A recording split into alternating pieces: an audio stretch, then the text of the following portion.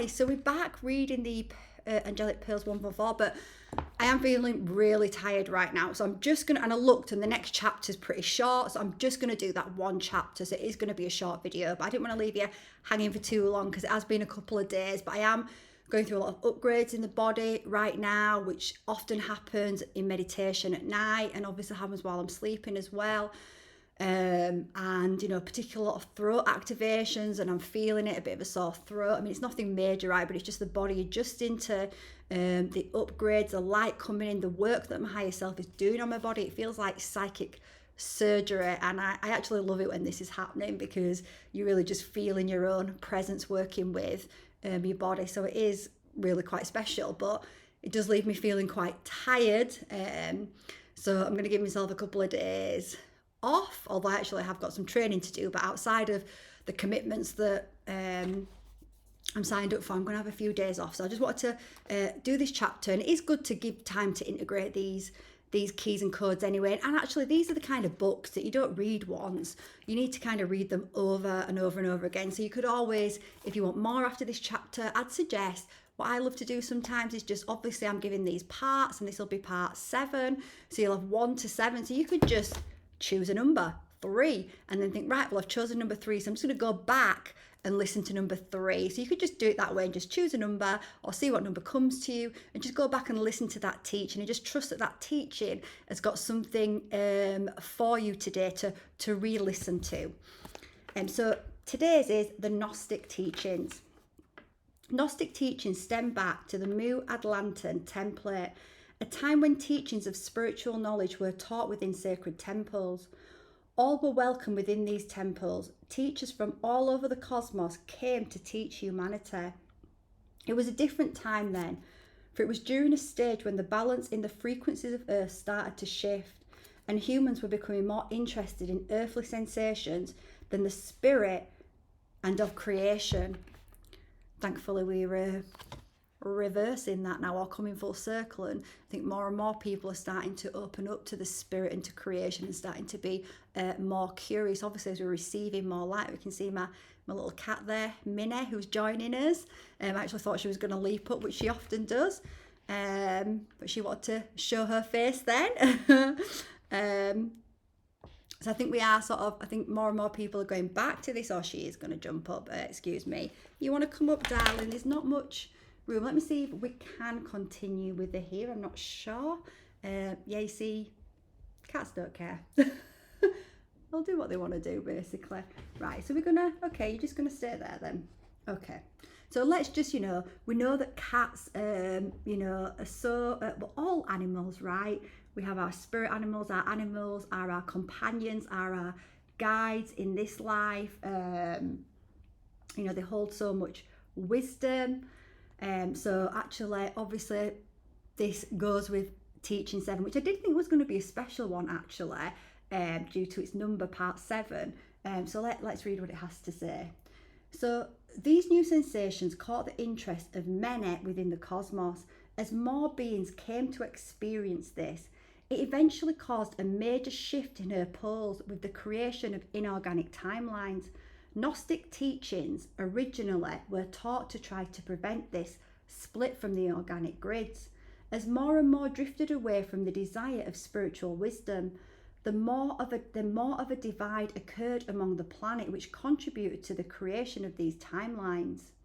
The hunger for power overruled the hunger to know one's spirit, and we're definitely seeing the result of that right out in the world. Everything in creation affects all, therefore this divide was already happening within the universe. What was happening on Earth was merely a micro of the macro. The teachers became hunted and the students were taken into the lion's den. Over time the teachings were lost and the few handed down became slightly altered not intentionally, for the energy centers of the teachers had become so close that they misinterpreted the text. They were not fully able to decode them by the use of the pearl light, for the light pillar was closed. When it comes to sacred teachings, they are always coded and layered with meanings, layered so that one expands their consciousness.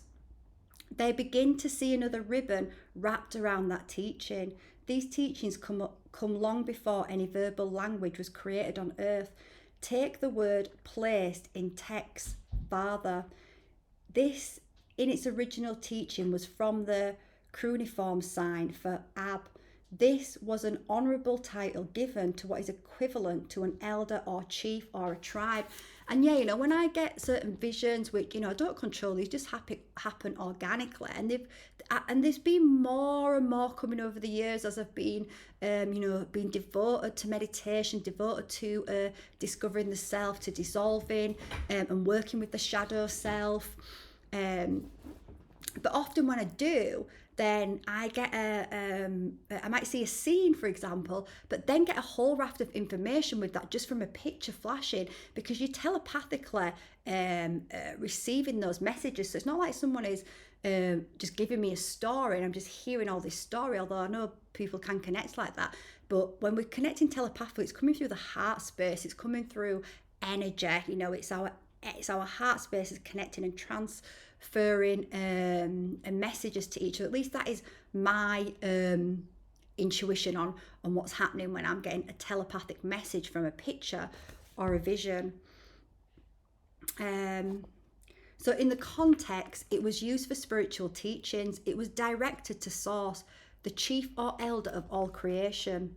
So there's then we're on to Pistis Sophia. The book known today as the Pistis Sophia is a series of teachings written during different ages upon your timeline. The mass of the teachings came from the times of ancient Upper Egypt. These teachings were taught during the first initiation stages in sacred temples, like those of goddess Anuket or the god Anubis. These were teachers of the underworld, meaning the worlds of darkness, teaching of how to ignite the Christos light within. The true book of Sophis is the origin of Pistis Sophia. Sophis originates from the ancient Egyptian name Sopdet, where today is translated to Sharp One. The true meaning of this title was Keeper of Divine Truth. Just as today the word sharp can be used to describe one who has keen knowledge, so was it used in this context then. Sopdet represents Sirius to the ancient Egyptians because from the Andromeda galaxy, the illuminated elect came to Sirius. Here is where the council overseeing the Melchizedek mandate resides. This is a major gateway connected to the higher planes of Earth Venus. The consort of Sopdet was known as Sa, and then in brackets it says Orion, because it was from this gateway that Earth Venus descended. Just as you descended from your higher self into a material form through your Christos light, so did the planetary spheres. Sopdu, Venus in brackets, the offspring of Sopdet and Sa in ancient Egypt, Melet represented the birthing of Earth's high form, known as the sphere Venus. Sa represented the spirit and was connected to Osiris, because in the bridal chamber, Sopdet as Sirius married Sa, the spirit, which created the Christos light, represented as Osiris. You see, for me to be able to actually digest that, I'd actually have to sit and probably even write it down. So you definitely have to kind of go back, re-listen, and just allow yourself time to integrate.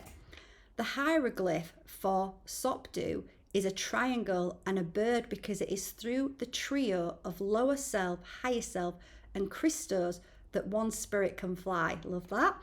The modern day translation of the hieroglyph for Sopdu, meaning sharp, one's overall transcribes to the divine truth of one's own spirit. The name Osiris was a title of one's Christos light, thus far was merged in as a title of the high priest who taught these mysteries. An issue priest would hold great healing abilities, which is why the Greeks would call them, okay, I don't know how to say that, Iasus, which translates to healer.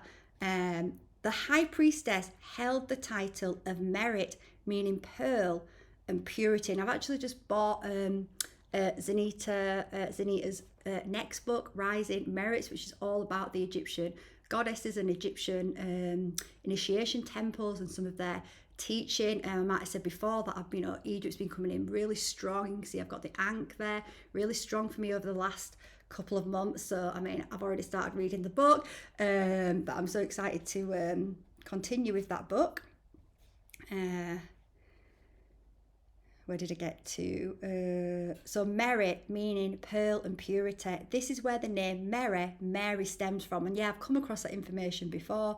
These were the teachers of the pearl. The pearl, as prior disclosed in these teachings, represents your divine soul spark. The message of the Virgin Mary giving birth to the Christ child. Mila means the purity of your soul, giving birth to the Christ-like in order to incarnate into the lower realms. One must pass through the Christos light into a body of matter to become immortal.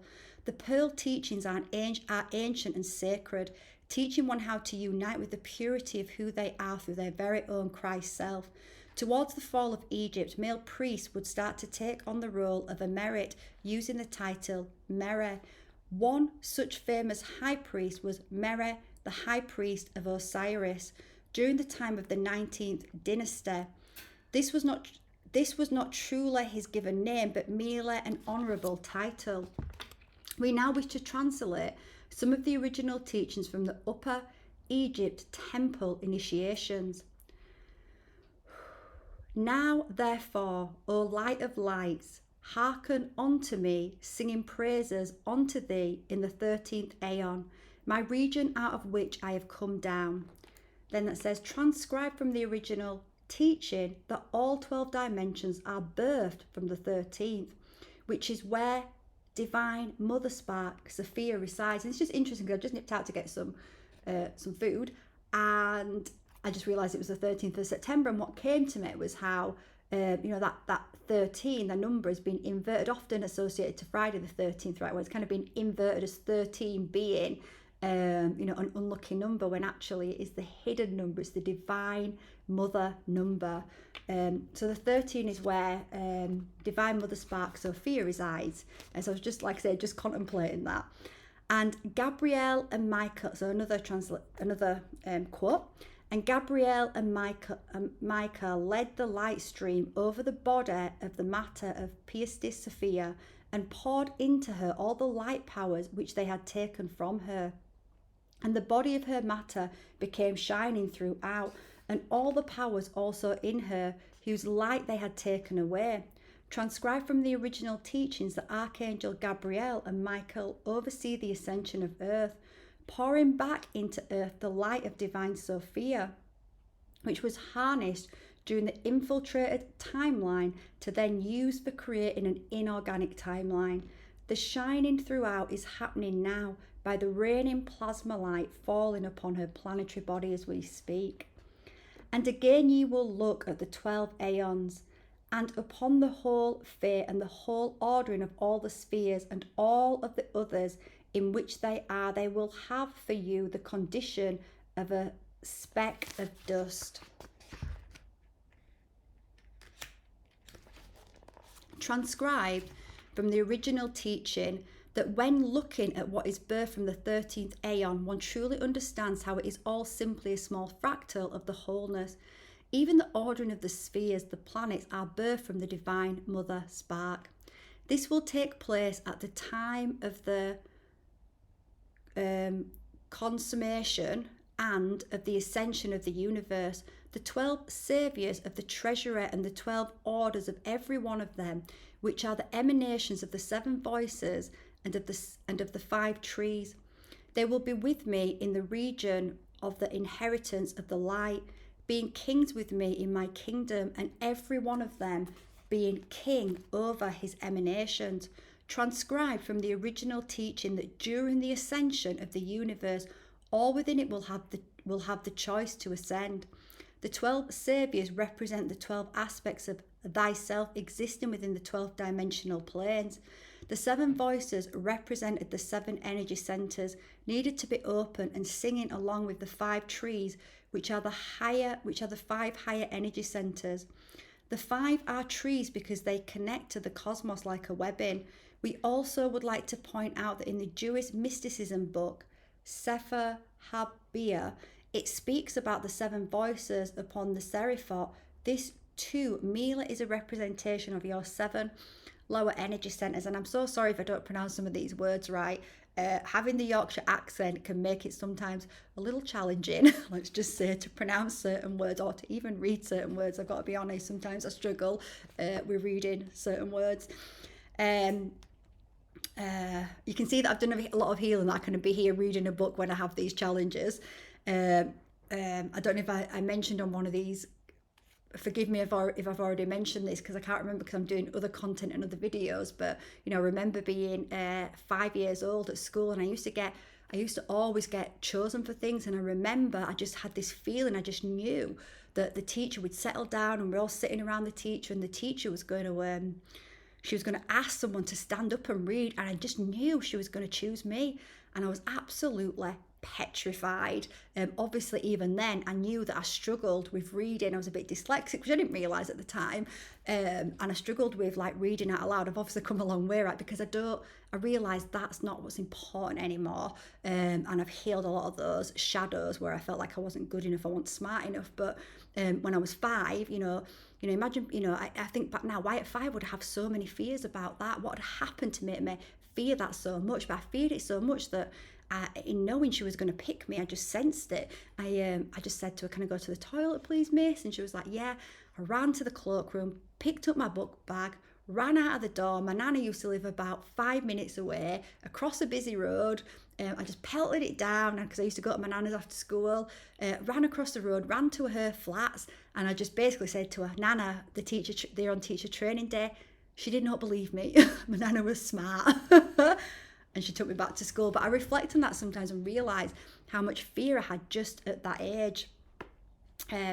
So before the consummation, therefore, this which I have said unto you will not take place, but everyone will be in his own region, into which he hath been set from the beginning. Transcribed from the original teaching that every soul spark will reside in a world that is a vibrational match to their soul's divine will. Love it.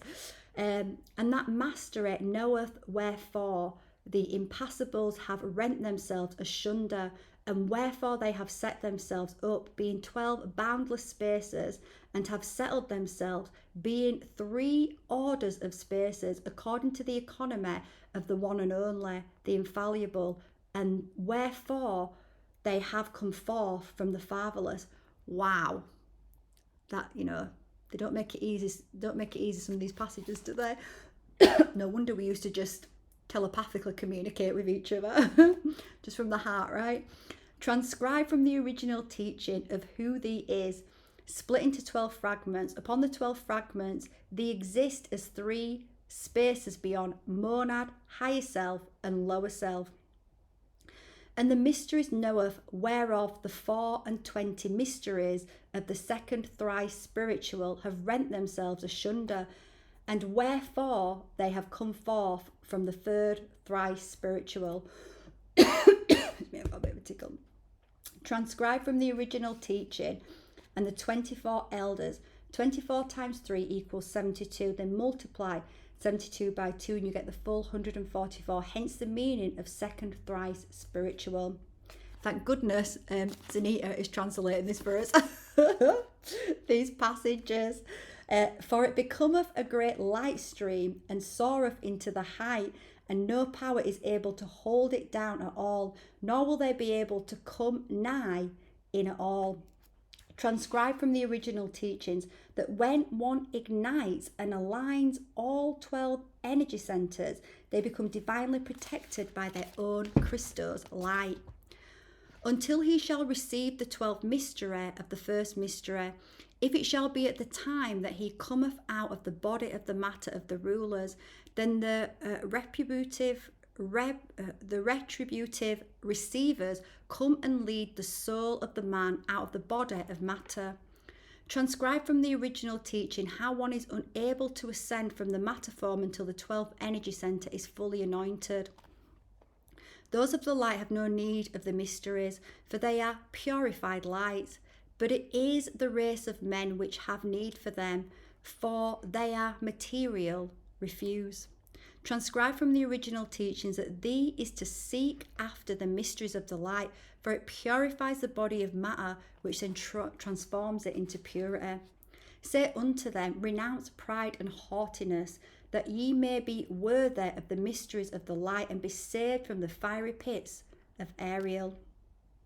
Transcribe from the original teachings of how one conquers the ego layers of the lower mind. The meaning of Ariel in this context merely represents the lion face, one of the underworld. How one must conquer the roar of the lion within the mortal mind in order to hear the voice of one's own spirit. The lion's roar is loud in the mortal mind, especially when pride is involved. Exactly.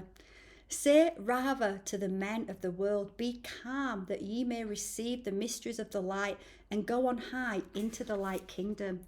Transcribe from the original teaching that only in the stillness can one truly see the light of themselves. Now, that is such a beautiful place to end.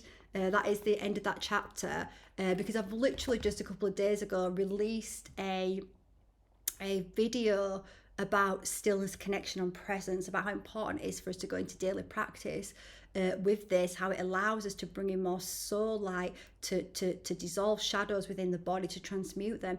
And with that video, I've also done a meditation, and I only kind of wrote and recorded the meditation yesterday, and I did it last night, and it's really, really beautiful. I went very deep, could feel a lot coming through. So I'm going to link that video, and the video links to the meditation, but I'll link the video and the meditation separately. So if you just want to skip to the meditation, you can do, but if you're interested, you might watch the video when I'm talking, when I'm giving a fresh perspective on stillness, connection and presence, and why it's so important for us to bring it into our daily life. But if you do the meditation, leave me a comment and let me know what you think.